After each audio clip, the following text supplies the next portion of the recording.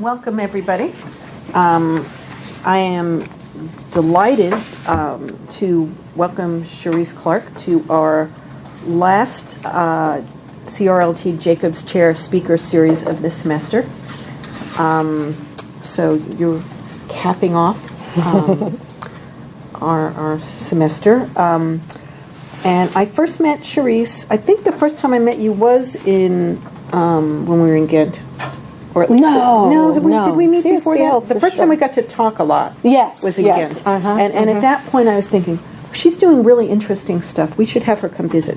And when I taught the collaborative learning course here was right around when your book with Lauren and Krista came out, and I was thinking, can I use 2 books for the course? And ultimately I decided not to, but next time I will do that.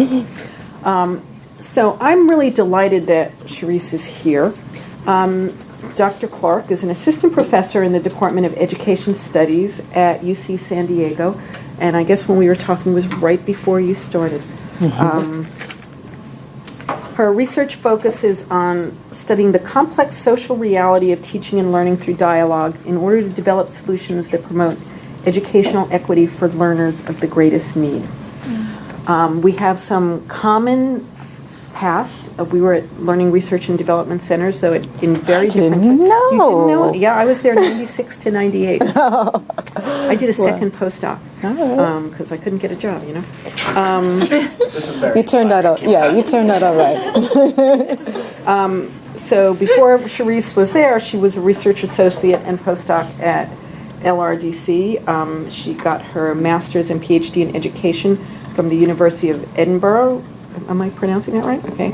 Moray House School of Education. She's done just some really interesting work on Discourse, and she's going to tell you a little bit more about how she got here from there as she gives her talk on the process of change, examining teacher growth in orchestrating dialogic science discussions. So I'm really excited to hear you talk and hear about how you got here. Thank you, Cindy. Thanks very much. So I'm really delighted to share this work here with you guys, and I probably have made the fatal mistake of including too much, because as I was learning more about the work that you guys are doing here, I was just like, I want to tell them this, I want to tell them that. And so hopefully we can fit it all in, and if not, we can talk more over lunch and for the rest of the day. But thank you for the invitation. So somebody asked me before we started how did I get here? Like what my work for my dissertation seems very different from the work I'm doing now. And I actually said that it's not. It's very much the same.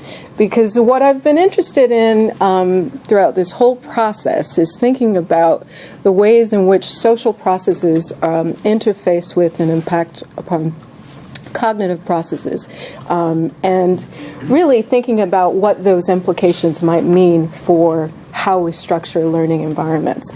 So that's the thread that carries through the work, even though I've done it in different contexts, informal, and with different populations. So refugee and asylum seekers in my dissertation, and now American students and teachers. So just to give you an overview of where we're going, I'm going to start off with why dialogic construction matters and what it is. And then I'm going to share with you a critical case study of teacher growth. And then I'm going to share some new work on designing for teacher growth. And I'd like to invite you guys to be my intellectual partners for this hour. And I look forward to hearing what you're thinking about this work, because it's very much a work in progress, and I'll tell you more about it as we go. So, what is dialogic construction and why it matters? I'm going to start here with one of my favorite segments of data. So this is a ninth grade class discussion in biology, and the chart is a pedigree chart of the Romanov family and how they inherited hemophilia. And the teacher, Mr. Anderson, asks, so what are the circles that are halfway shaded. And first student Dante says the females that are affected. Kendra says, no, it's the girls that got it. Elijah says, no, it's the girls that carry it. And Cassandra says, no, it's the girls that carry it, but they don't have it. And Mr. Anderson says, the girls, do they have the disease? And Kendra says, yes. Ashley says, no, they just carry it. And Jamisha says, no, they just carry it and pass it on. And I think this is a really beautiful example of elaboration. Each student is elaborating on each, the student before them, and sometimes the student before them. And it's wonderful because in order to elaborate, you have to understand the distance between what someone else's idea is and what your own understanding is, and be able to articulate that. And that's what the students do together. And then, through this collaboration, they come to a different shared understanding together. And so these are the kind of discussions that I'm interested in, and interested in understanding, interested in cultivating, and figuring out what we can do to get teachers to engage students in this kind of shared reasoning practice.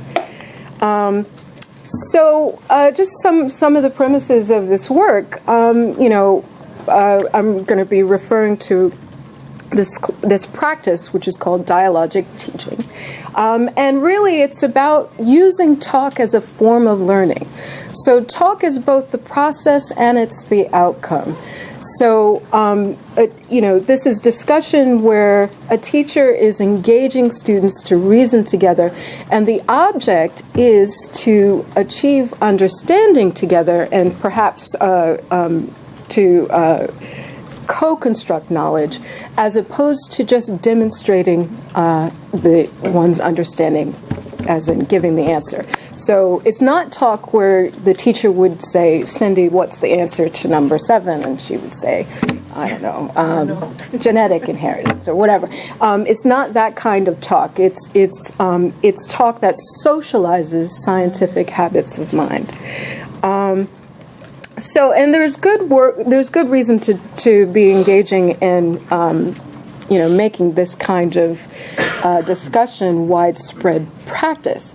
What we summarize in the book that Cindy was talking about a moment ago is that there have been a series of studies that have shown steep increases in learning when teachers lead students in these kinds of discussions. And this is across subject matter, so in math, science, in ELA.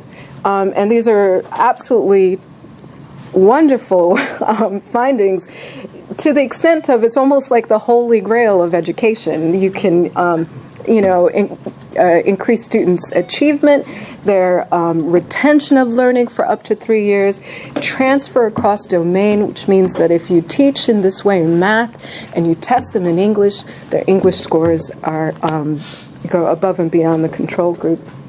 And students have shown that they've actually performed better on non-verbal reasoning tasks, which doesn't even make sense. Engaging in this verbal reasoning practice leads to development in non-verbal reasoning. These are just wonderful effects. However, just to locate, I want to make sure that I locate where my thinking is, and some of my thinking has been informed by this finding, which is that when people have surveyed the kind of classroom dialogue that happens across settings, they've found that there's a consistent pattern, which is that schools that serve children of color, schools that serve students who are, or classrooms that serve students who are in a lower track, they don't engage in this kind of dialogue. So, right. That leads us to a set of questions that guide my research, which is how can science teachers be supported to use dialogic class discussions to support students' robust learning? And more specifically, how can teachers be supported to use dialogic class discussions to support students' robust learning in high-need settings. So I'm really interested in figuring out how can we raise the rigor of discussion in classrooms that serve students that look like me. So that's effectively what I'm going to be talking about for today. So what do we know from research that on PD? I feel like I changed that, but okay. What do we know from research on professional development studies of teachers to use dialogue? Well, we know that, and actually, right now it's a boom town for this work, and there were a series of talks this summer at conferences about this, and Cindy, Joshua, and I are involved in a new grant program that is funding 10 teams to work on this specific topic for the next 5 years. So it's going to be a boomtown in this area.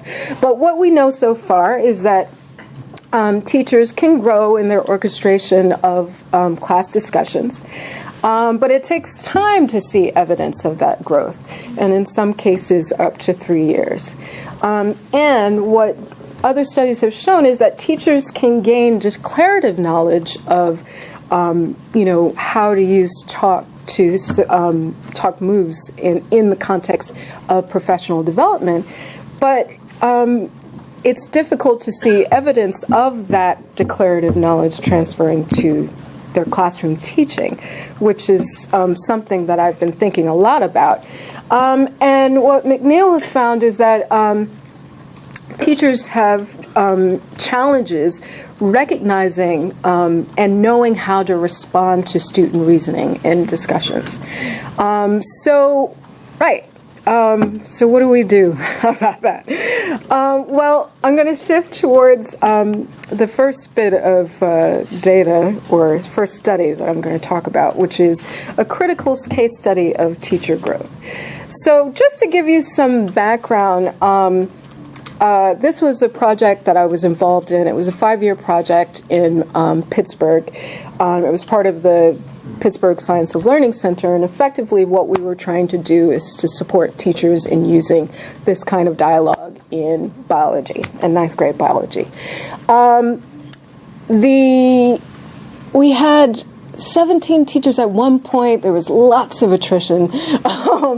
And we had a few of the teachers that stayed with us for 3 years. And one of them is this critical case that I'm going to share with you, Mr. Nelson. Now, Mr. Nelson is interesting, I think, for the purposes of trying to think about how do we support teachers in doing this kind of talk, because over the 3 years, he was pretty didactic in his practice, but when we went to observe him in year 3, after he stopped, the professional development was in year 1 and year 2. In year 3, we came back to his classes just to see what he was doing, and it was absolutely outrageous. And I say outrageous in the best kind of way. He was doing the practice. He was leading students in this kind of shared inquiry.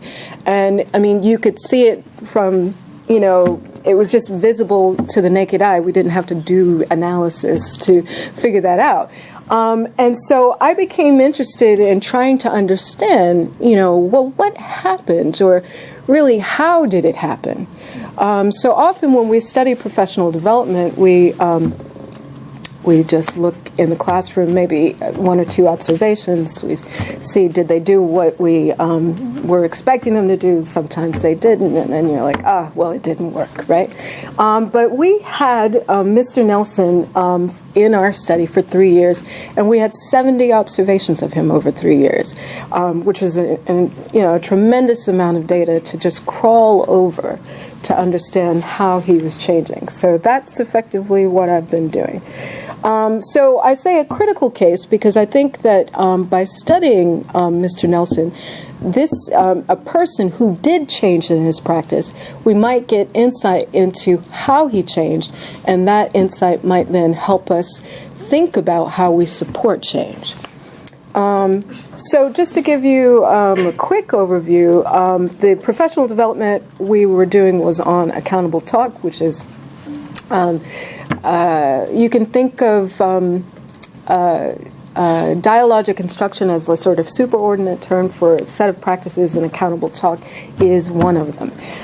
And it's a taxonomy of it has three pillars. One is that which they call three accountabilities. One is the accountability to knowledge, accountability to community, and the accountability to standards of reasoning, which means that the talk is about something, and it's grounded in domain concepts and knowledge, and that by engaging in this kind of dialogue together, we're engaging in a kind of shared community of dialogue. So we're not going to shout at each other. We're not going to say, "Oh, that's stupid," but rather we're engaging. We're collaboratively involved in the work of understanding together. And then, with respect to the standards of reasoning, is somebody a timekeeper for me? I am. Oh, okay, all right. I just looked. Do you want me to let you know at particular times? Well, I don't know when my counter started, but I'm at 23 minutes in. Okay. You're good for another 40 or so. Excellent. Okay, great. I was like, a little less. God, 23 minutes. Okay. Okay. But so the standards of reasoning is, basically that we are, as members of this shared practice, we are engaging in talk that is well-reasoned. So we are backing up our claims with evidence. And as a discussant, with me, you would expect that and hold me accountable to back my claims up with evidence. So this is what the teachers receive professional development on. And just to give you an overview of the data sources, Mr. Nelson, all of the teachers received 5 workshops on accountable talk in year 1 and 7 coaching cycles in year 2. And Mr. Nelson taught lower track biology in year 1 and year 2 and intermediate track biology in year 3. This will become important to remember later.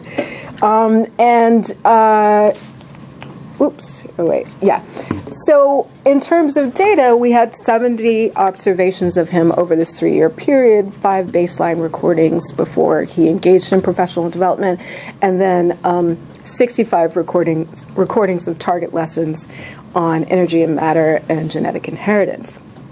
We conducted interviews in year 1 and year 2. Year 1 and year 3. And all of the discussions that we observed, we transcribed and we verified. So I want to stop here for a minute to just sort of deliberate on what it might mean to study pedagogical metamorphosis. So remember I said Mr. Nelson changed. We know that.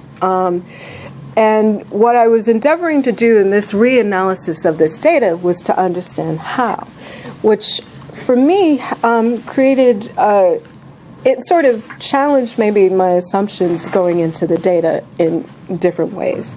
So I needed to be able to look at the presence and absence of accountable talk, not just accountable talk.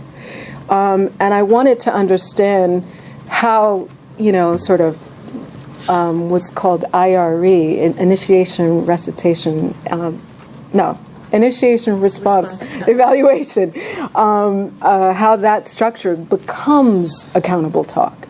And then, or maybe how that structure becomes proto-accountable talk, and then how proto-accountable talk becomes accountable talk. So as I was thinking about how to do this, I relied on Jim Greenow's paper, which I found really interesting, in which he's talking about how this is in that 2015 book, where he's talking about how a teacher is intellectually positioning students when you look at the structure of the discourse.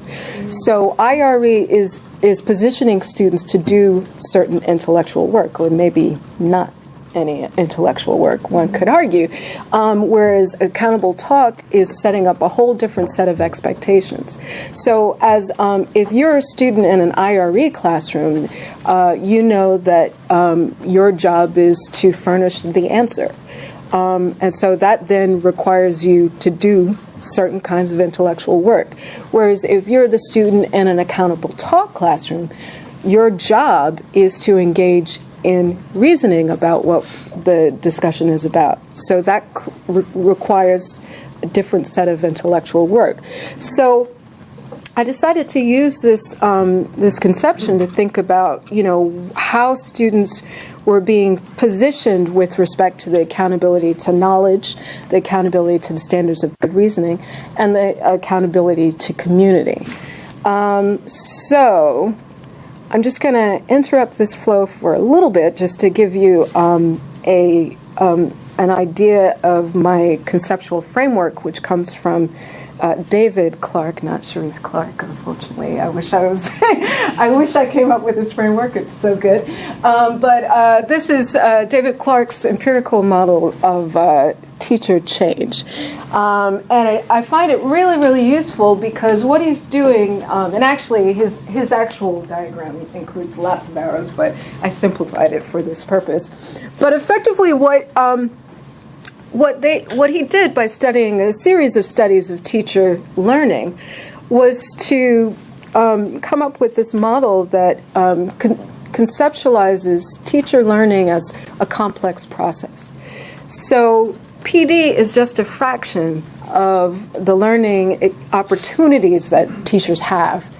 And professional experimentation, which is teaching, is a place in which teachers can learn, and that then may lead to salient outcomes like the seeing what students can do, seeing what students are saying, seeing the intellectual work that students are doing.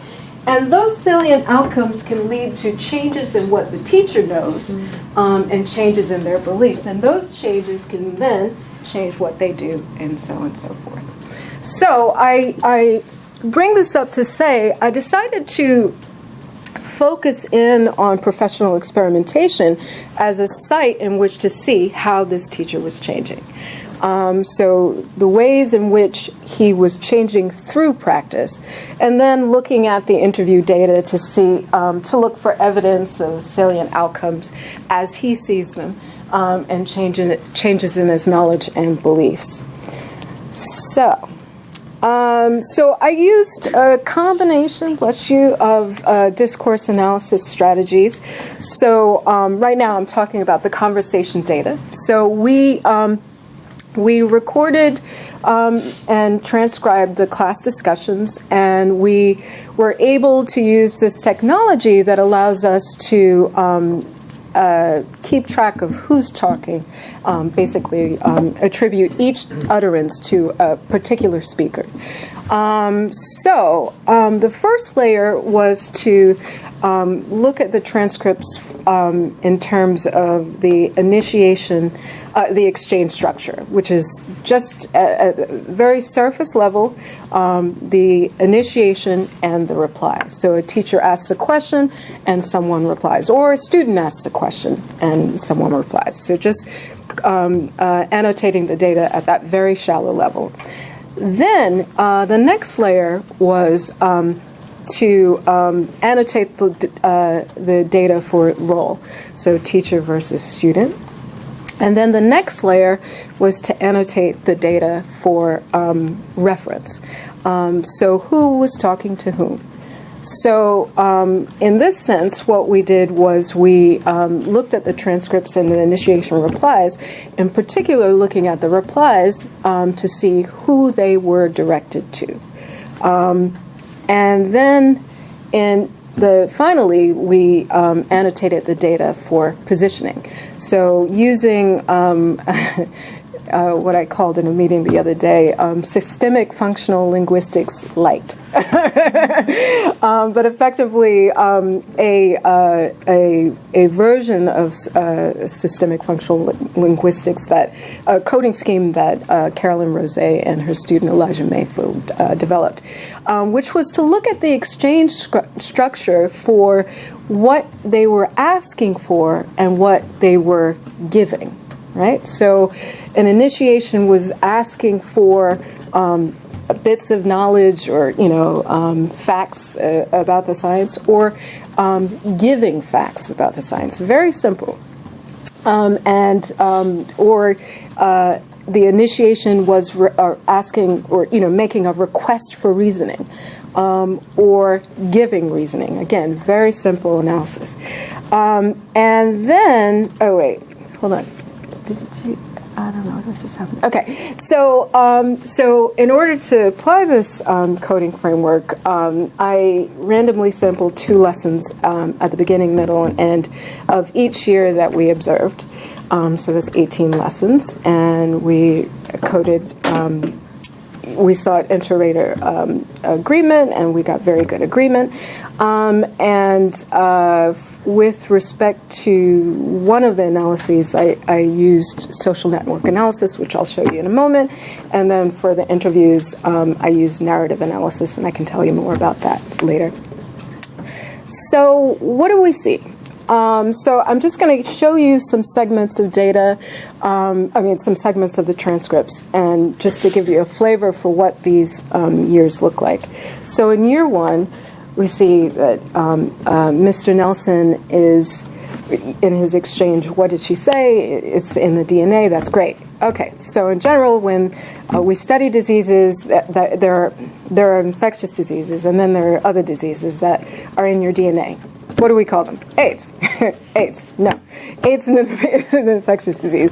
You catch that, etc. So this is really information exchange. It's nothing too deep, and one could classify this as IRE. There doesn't seem to be much of an inquiry stance in this dialogue. In year 2, we see some different things beginning to happen. So, for example, Mr. Nelson says, well, this is what we're struggling with here now. How do we get to the answer? That's what we want to do, okay? What do? You want to come up here and just explain what you were thinking? And then, well, the first thing I was thinking was, I did it in my head, see how, what are the possibilities? This is in the context of Punnett squares. Then Mr. Nelson says he did it in his head. See what the possibilities were? That's a good way to start. And then so on and so forth. So here, he seems to be eliciting student explanations. It's still very didactic, because it's, Nelson and Wesley in this segment, but for the most part, that's consistent in year 2. In year 3, it looks something like this. Jolie is proposing that's a possibility. Go ahead, Derek. I disagree because it would be heterozygous. Then it would make the dark cats. So the problem was Punnett squares. Yeah. It would make the dark cats and not both white cats. No, I agree. I agree with Isabel. It could be. Oh, no. Address what Derek just said. I agree. I disagree. Go ahead. I disagree with Derek, so and so and so. Okay.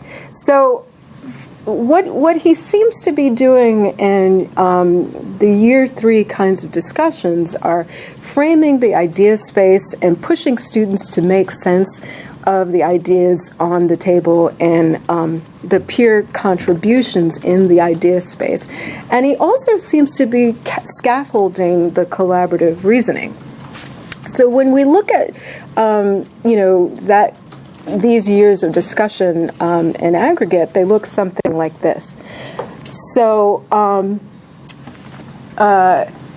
in year 1, we see that Mr. Nelson is primarily giving scientific facts. He's giving the explanations to the students and somewhat requesting facts, just very shallow interactions. In year 2, we see there's still a lot of that happening, but he also starts requesting scientific reasoning.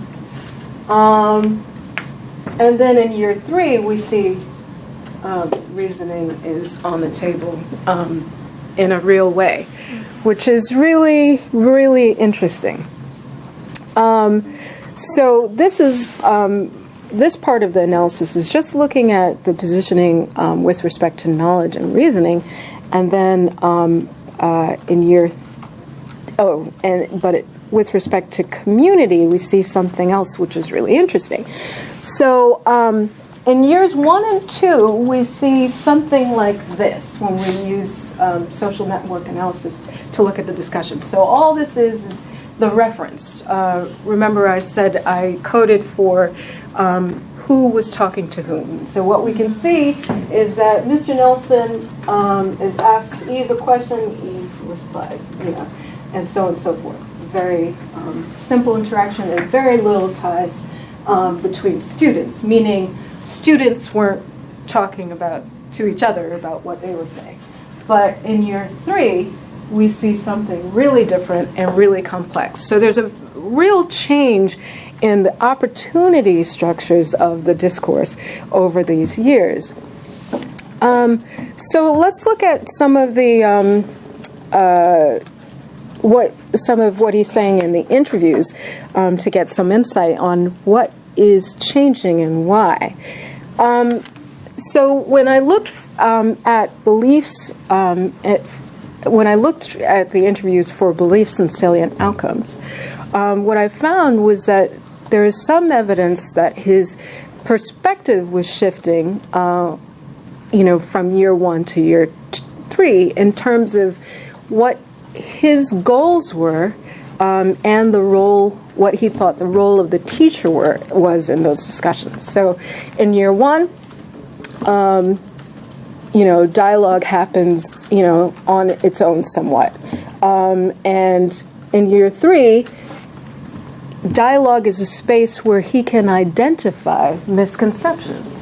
So, accountable talk helps me identify misconceptions because they're brought out. And if they're brought out, then you can address them, which is, which to me is evidence of a change in how he sees the work of accountable talk. And then with respect to some other beliefs in salient outcomes, which have given me a lot of food for thought, he seems to maintain a deficit view of some students. So in year 1, some kids are prepared to do this kind of talk. In year 3, some kids are prepared to do this kind of talk. So I think there are some growth tensions and some opportunities. So with respect to growth tensions, I think there's tensions with the teacher relinquishing authority over scientific knowledge and how it can be constructed. So I say this to refer to the fact that in year 1, he's giving the scientific facts and sometimes requesting facts. And then in year 2 and year 3, he starts to ask students to reason. And I think another tension is thinking about science as inquiry, even though he was engaged in professional development about using talk to engage in science inquiry. Even within the talk, he's still structuring the science learning as the acquisition of facts. And then the other growth tension is that if he attributes students' capabilities, if he takes deficit views of the child, then he may be limiting the opportunities he provides for those students to engage in this kind of dialogue. So while we can see change from year 1, 2, and 3, remember year 3 he taught intermediate level students. So, but I think where there are opportunities, and I think this is an important one, is that what you ask for, you get in the dialogic classroom. Like, again, just looking at the exchange structure, when he asks for students to reason, he gets student reasoning. When he asks for students to give facts, he gets facts. The other opportunity is that potentially seeing is believing. If we can change how he's using talk, perhaps we can change what he sees the students able to do. So these are, Cindy, how am I doing on time? You are good. All right, cool. So I'm going to shift into the last part of the talk where I'm thinking about, how can we use this kind of insight to design for change, to design for teacher growth in these particular practices. Again, I want to bring you back to this model. Really what I want to think about is how can we engineer growth? What sort of, where is the wiggle room in this model to try and intervene? In one project, we're focusing on this, but in other projects, we're focusing on this. So I'm going to talk about the latter now. So this is a project that I really, really love. It's got a goofy name, but I think it's a goofy name for a good reason. It's called Talkways. And we decided to call it Talkways because when we were thinking about what teachers' decision-making and dialogue might be like, there are multiple pathways, right? You can go down an infinite amount of possibilities in terms of how you lead a discussion, and then that leads to infinite other possibilities. So that's why we called it Talkways. But really what we wanted to do is figure out to try and drill down a little bit more to understand what is happening in teachers' moment-to-moment reasoning in the classroom. And if we can understand that a bit more, then perhaps we can design a technology that can provide some adaptive support to cultivate the practices that we think might be good. So we focus in on the part of that model referred to as professional experimentation, which we conceptualize here as the decisions that a teacher makes. But those decisions are shaped by a bunch of other things.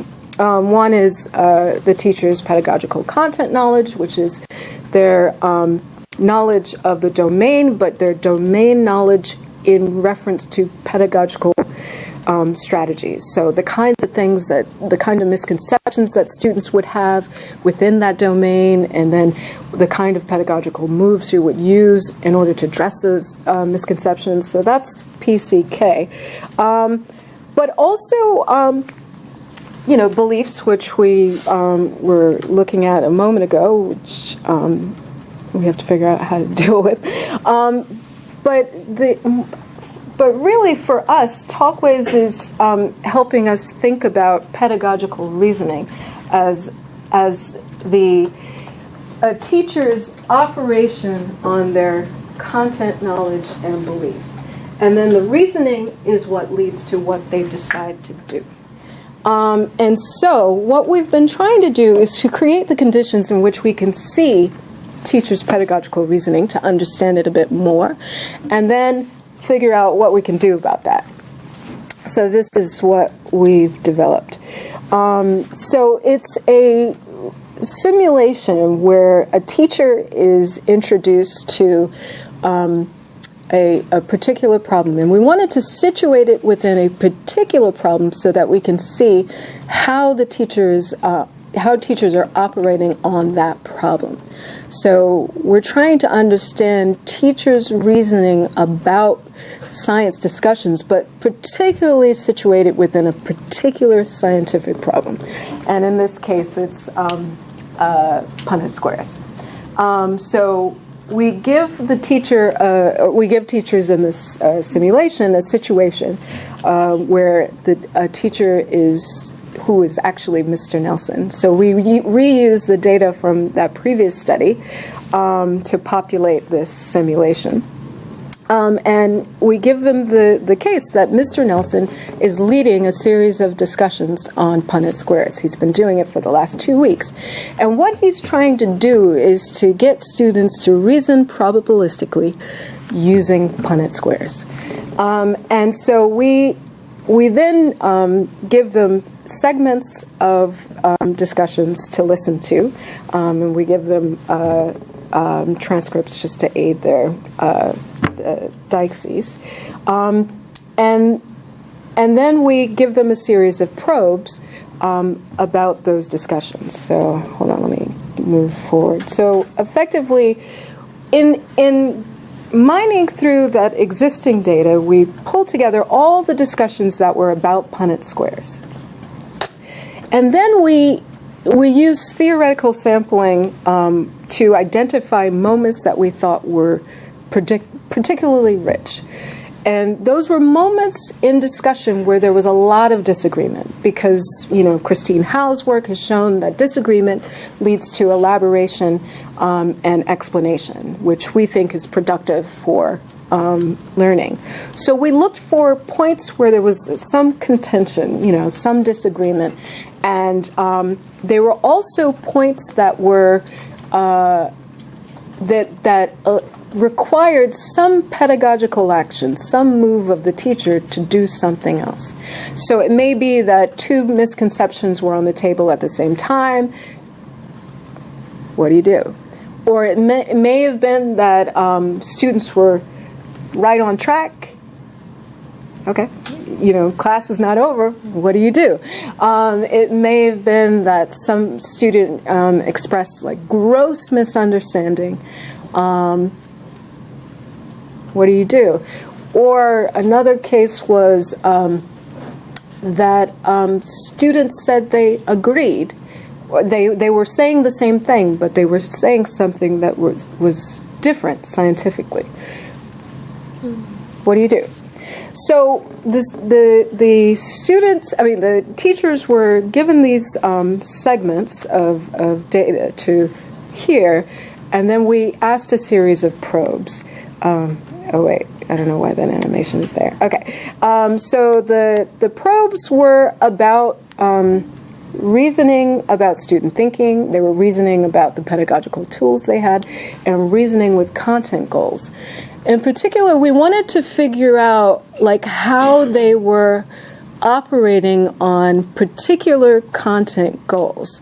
So if they were trying to do X, and the discussion looked like this, what would you do? So we imposed goals on them to see how they operated on goals. And so right now we have published some pilot findings from this work, and we'll present some more at ARA in April. And we are, I'll tell you what we're doing next. But all right, so here's some things we found. So what's interesting is there are some differences which are not unexpected between novices and experienced teachers. And here we classified experienced teachers as teachers with over 5 years teaching experience, but we could debate whether that's experience. But nevertheless, there were some differences. So, for example, the novice teacher here displays some misconceptions about the science, whereas the experienced teachers, we didn't see evidence of their misconceptions about the science. We also found some really interesting things with respect to the logic between their pedagogical reasoning and their action. Remember, I said that we conceptualize the pedagogical action as the consequent of the reasoning, and the reasoning is reasoning about their PCK. And so what we see are very, very tightly logical. That doesn't sound right, but effectively tightly logical connections when we look at the teacher's reasoning and what they would decide to do. But there were some interesting things when we looked at the novices. So, for example, some teachers just indicated that they would just continue, or suggest a strategy that seemed somewhat unconnected. So we think this is interesting, and might have some. It might have some implications for what we do with this kind of insight. We also found that there were qualitative differences in teachers' explications. So, for example, the experienced teacher says students are presenting their thinking about genotypes of the cats and attempting to support their thinking with explanation of how their genotypes fit. The parent cat's Phil was able to see past Amir's solution to how it could be possible for the orange parent cat to be a heterozygous. At no time, however, so and so forth. Whereas a teacher who was mid-range, which was like basically 3 years, in this particular population, we had teachers that ranged from their first year of teaching to their, let me see if I remember it correctly, I think it was like their 30th or something really, very senior. So mid-level teachers, they seem to explicate their reasoning in the same kind of way as the experienced teachers. And we didn't see the same thing with novice teachers. For example, in this segment, there's a small group discussion on inheritance. So the probes, remember, they asked the teacher, for example, what do you think Amir thinks based on what he said? And then what would you do next, effectively? And what would you do next in light of these instructional goals that we gave to them? So we think it's interesting, and we started thinking about the ways in which novice teachers might be attending to a different set of things in the discussion, more of just people management rather than the intellectual work, which again has some implications for what we do. All right, so here's some implications for what we do. So, there are qualitative differences in the way novices and more experienced teachers see dialogic and conceptual processes in science discussions, and we think they may be amenable to professional development. So our thinking around this is if we can,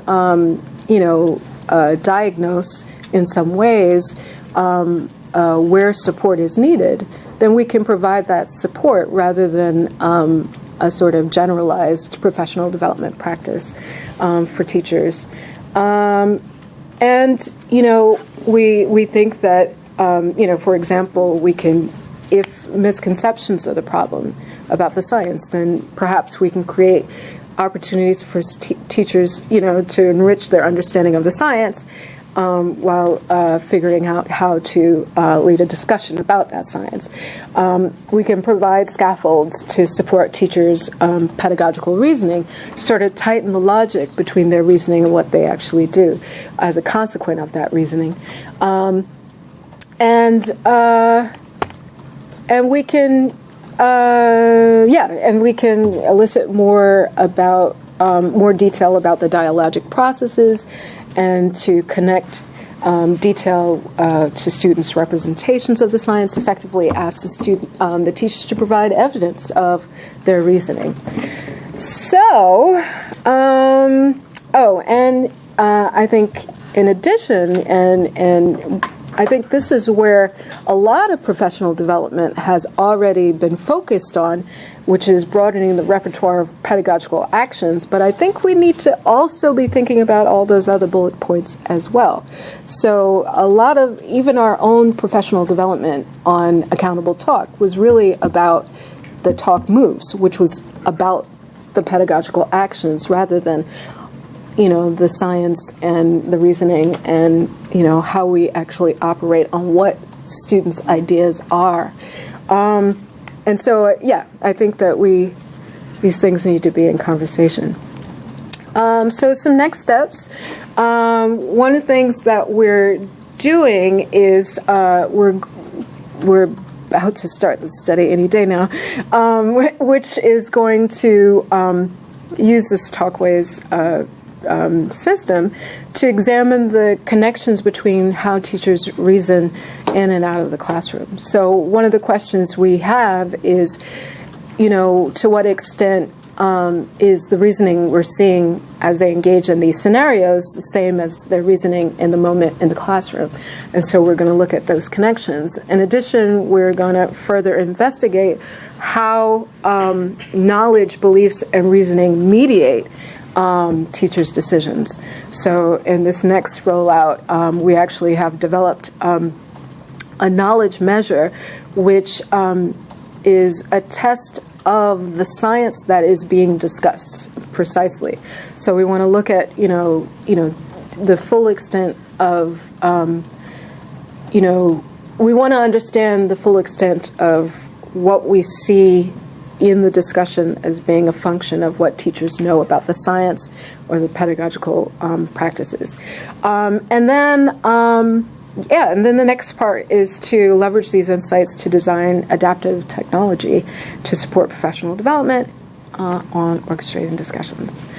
So I just want to acknowledge my research assistants and my thought partners and collaborators.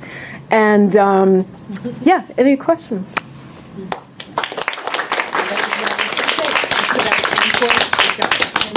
About 10 minutes for questions. Awesome. So, Adam. Thank you. Yeah. So I have two. The first one is, so when you were talking about labeling the teachers based on their experience, some of what I was thinking of is that there might be differences in how they're thinking of student responses based on their actual science content knowledge. And so have you sort of layered that? Yeah, so that is exactly what we're doing in this next iteration. We developed a measure of their content knowledge in the, so the simulation is on genetic inheritance, and we've created, particularly Punnett squares, and we've created a knowledge measure on that. So we want to look at the relationship between their responses to that measure, and what they do. Because I would imagine that the more depth they have in that content knowledge, right, the more they might see possible rightness in some of those answers and not see them as sort of a black and white, this is totally wrong, this is totally right, rather than them just being more experienced or less experienced. And most secondary science teachers have an advanced degree, in science, so they presumably have very deep content knowledge in the science, but maybe less so in the pedagogy around So that science. leads into my next question. Okay, all right, yeah. Because in a couple hours I have to go into my secondary science teaching class. All right. And so what I would not argue back, but would say is there's definitely a variation, right, in their knowledge depth. But putting that aside, based on the work that you've done, if I'm at the pre-service stage, right, all these folks have a little bit of classroom experience, but not much. What do you think I can do at this stage with them that might be helpful toward the sort of outcomes that you're looking for? Whereas they don't have this sort of some years of experience under their belt where they might understand a little bit more of sort of what works in the classroom, what doesn't work. Yeah, I mean, I think my initial response would be get them to focus on what students think, and get them to focus on how can you possibly know what students think, So you need to create opportunities to see the thinking, and then you need to notice the thinking, and then you need to do something about the thinking, It's complicated. Yeah. Suraj, or Andy? yeah. I'm wondering about, I think one of the affordances of dialogic teaching is perhaps that it's relatively low resource technologically and so on. But circling back to your original point about how these approaches work in high needs or under-resourced contexts, can you talk a little bit more about how you're thinking about this particular case study via that aspect? Yeah.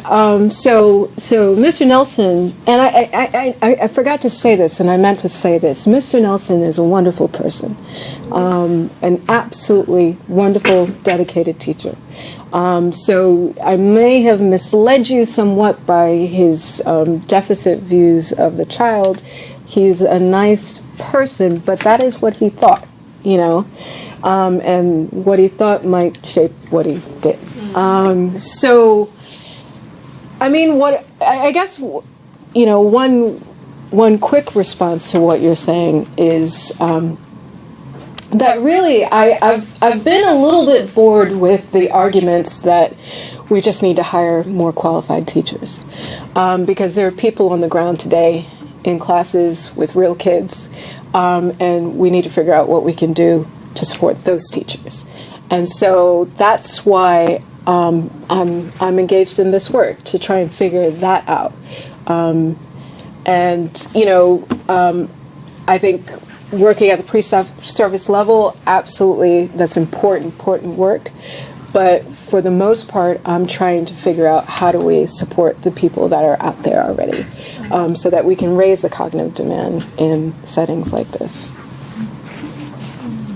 Yeah, I was going to ask, I'm really interested in the implications for co-design with teachers, so thinking about what happens after you move through this really rich professional development process, and you've gotten to the point where teachers have this kind of shift in beliefs, more of a shift in professional vision, the way that they're thinking about student reasoning. And I'm wondering how that can be carried through to the co-design of these kinds of adaptive technologies that you're thinking about. So how are you considering how teachers can be brought into that ongoing conversation about designing for their classrooms? Okay, let me I'm going to not answer your question, but I'm going to say something that I think maybe, I'm going to say something else. It relates. So I'll tell you my thinking around this. So I feel like with PD, we focused a lot on knowledge, and I feel like if we can support like really sound reasoning that is reflexive and responsive to students, then perhaps we can make some headway. So that's sort of my thinking at the moment. But in terms of co-design, that is a part of a new project. That's not this one. So more on that next year. Okay. Yep. Yeah, I have a comment and a question. Sure. In full transparency, I kind of struggle with the narrative that a deficit model thinking teacher is in fact a good teacher, largely because I wonder the teacher that is having this deficit model thought process, which students are most impacted, and what the research might say about what that set of students looks like. So that's my first statement. And then the question I have in terms of the research, has it by chance elevated the conversation about the need for more teachers of color in the science area and broadly just in education? And if you could speak to that. Yeah, well, I'm glad you said that. I don't want to say that. I think what I mean is that Mr. Nelson is a nice human, right? Like I don't think that he, having interacted with him for several years, like I don't think that he was, walking into the school, with the express intention to disenfranchise, colored students. I don't think that that's who. I don't think that's what he was doing. But we see evidence of how his thinking may have shaped what he did. And I think it's problematic, and I think that's why it's ever more important to figure out how we can help a teacher like Mr. Nelson see the intelligence of kids in his class. To see that when they say something like, I'm trying to remember, there was a segment of data, it was really beautiful, where a kid said something and the teacher discounted it, but it was beautiful scientifically. It just wasn't using science words. And so I feel like if we can help a teacher like Mr. Nelson hear the intelligence of certain kids, maybe we can make some headway. And then absolutely we should have more teachers of color, you know. Yeah. I think we have time for one more question, but otherwise we can talk to Sherice around lunch. Okay, well. Oh, yeah. I'll ask one. So in your model, you framed the teacher practice in the classroom as experiment, as an experiment, and so I'm wondering if you could say a little bit more about where you saw sort of hypotheses and trying and then revising maybe in your data that you didn't present today, right? So I'm assuming if it's an experiment, it's not just an implementation, but rather they're going through some sort of cycle of changing what they're doing in the classroom based on what works and what doesn't. And, I know you can't give us that whole talk right now. Yeah, I think that is another talk. But well, I mean, I think it's happening at the micro level, which is at the exchange level. Yeah, and I think I'll send you a paper that explores that a bit more. But effectively,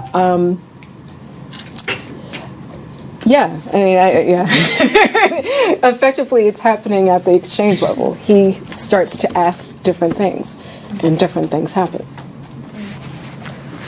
Okay, well, thank you so much. Talk about something. I'm glad I'm going to get some extra time.